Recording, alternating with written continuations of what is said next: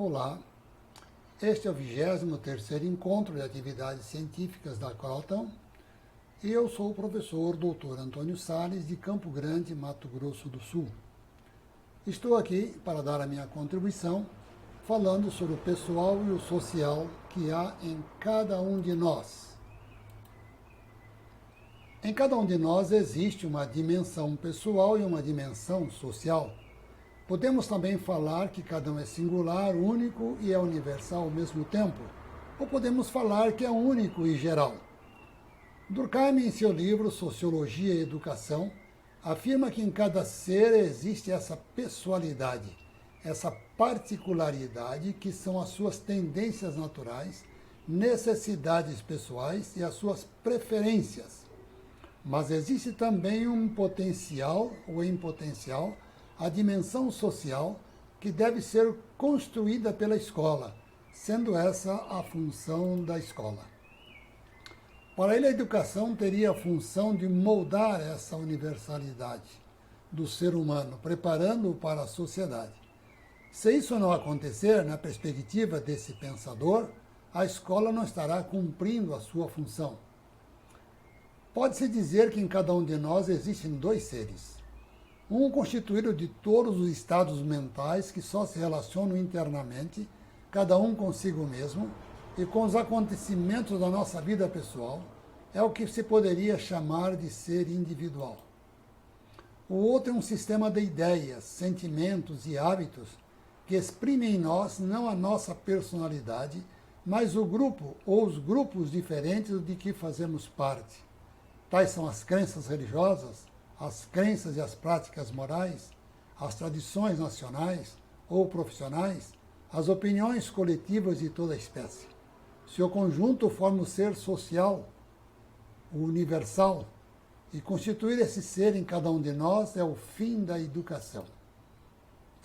O certo é que este embate entre o pessoal e o social, entre o singular e o universal de cada um de nós, tem acontecido ao longo do tempo, ora pendendo para um lado, ora para o outro.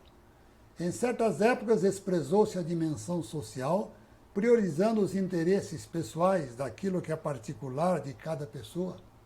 Depois entrou em pauta a discussão de que, se desprezarmos a dimensão social, estaremos contribuindo para atravancar o progresso civilizatório da humanidade. Portanto, é preciso também se preocupar com a dimensão social, com a universalidade do ser humano, para que ele seja humanizado. Ocorreu, diante disso, a ampliação da rede educacional para contemplar a todos e educar a todos. Mas, como já se disse, esse embate não é tranquilo, e ainda hoje nós o encontramos oferecendo dificuldades para administrar essas duas dimensões. Na sala de aula, esse embate acontece a todo o tempo. Dizemos que cada pessoa aprende de forma diferente, em tempos diferentes, mas no final do ano todos devem saber as mesmas coisas e o professor ensinou a todos do mesmo jeito. Então vem a pergunta: ele poderia fazer diferente? Como poderia o professor atender 30, 40, 50 alunos, atendendo às suas necessidades particulares? Bem, eu não estou dizendo que isso é impossível. O que estou dizendo é que esse é um embate que acontece diariamente no discurso daqueles que se propõem a nos orientar como proceder. A ênfase atual está em atender às particularidades, às unicidades. Essa dificuldade, ou esta ênfase na individualidade, é muito marcante em nossa época e foi objeto de preocupação do sociólogo Zygmunt Bauman. Segundo ele, essa busca pela individualidade está conduzindo ao ocaso, ao fim da ética, para fazer florescer a estética. A ética pergunta o que devo fazer. Isso interessa a todos? A estética pergunta como devo me sentir. Isso interessa a mim? Hoje é muito comum ouvirmos as pessoas enfatizar a sua unicidade, a sua individualidade, a sua particularidade. Sempre aparece alguém dizendo assim: mas ele é único. Nós somos únicos. Bauman chama isso de crepúsculo do dever. E diz que está chegando o momento em que ninguém mais terá deveres para com a sociedade, para com os outros, mas apenas preocupação consigo mesmo, com seus interesses particulares.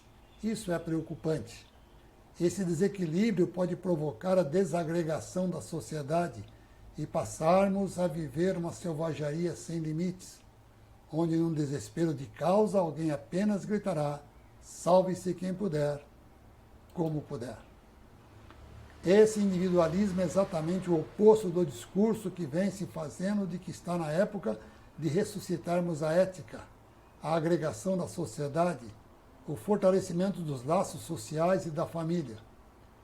Como gosto de trabalhar com exemplos, eu vou tomar um exemplo particular para não melindrar ninguém.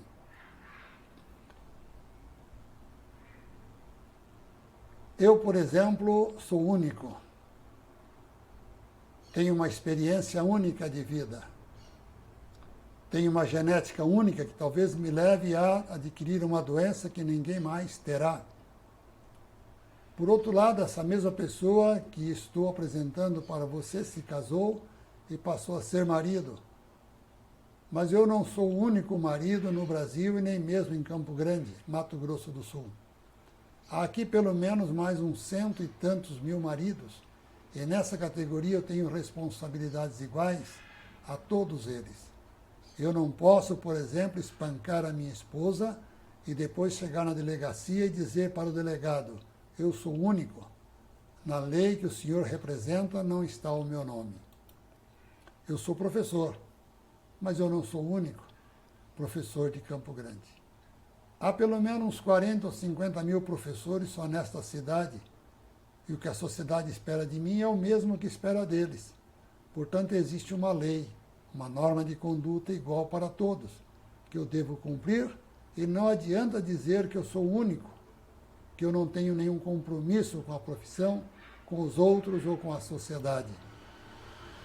Mas apesar da minha unicidade, eu sou também aluno, e como tal eu não sou o único, porque existem também centenas de milhares de alunos em Campo Grande, e as normas devem valer para todos, os conteúdos a serem ministrados devem ser iguais para todos, para que eu não provoque a divisão e torne um menos capaz de lutar do que o outro.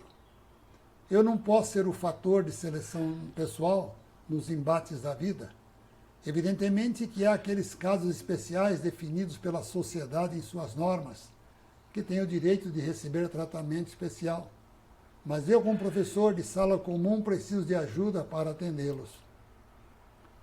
Quando penso, por exemplo, no atendimento médico, fisioterapeuta, psicológico, eu até posso pensar na individualidade, em atendimento particular, mas mesmo assim eles têm os seus limites, porque já estão elaborados os protocolos.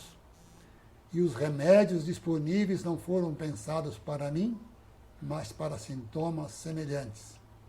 É possível conseguir um remédio só para mim, mas tem que pagar um alto preço, como acontece recentemente com aquele garoto recém-nascido que tem uma síndrome rara e que o remédio só para ele custa 12 milhões de reais. E a família fazendo uma campanha intensa para conseguir, e feliz porque existe pelo menos esta opção. Há um preço a pagar pela unicidade, e há um preço a pagar pela universalidade. Pela unicidade é caro o preço para viver, e universalidade, o preço é o tratamento impessoal, a mesma prova para todo mundo, o mesmo conteúdo para todo mundo, o mesmo horário para todos. São os preços que se pagam para viver. Há um preço para exigir a unicidade e um preço para se inserir na universalidade. Quem escolhe paga o preço. Não é o caso daquele garotinho, porque ele não escolheu. Por isso a sociedade está se mobilizando para ajudá-lo, e deve fazê-lo, porque ele não fez a escolha de ser único. Mas se você escolhe, tem que pagar o preço da sua unicidade. Não posso confundir e largar a região de intersecção entre as duas, puxando para o lado que me convém. Como aqui no caso, eu tenho a unicidade e a universalidade, e tenho uma área de intersecção, e eu começo a puxar o para cá para ajustar os meus interesses. Isso pode provocar conflitos. É melhor assumir o preço da escolha. Essa é a minha contribuição. Um bom evento para vocês. Muito obrigado.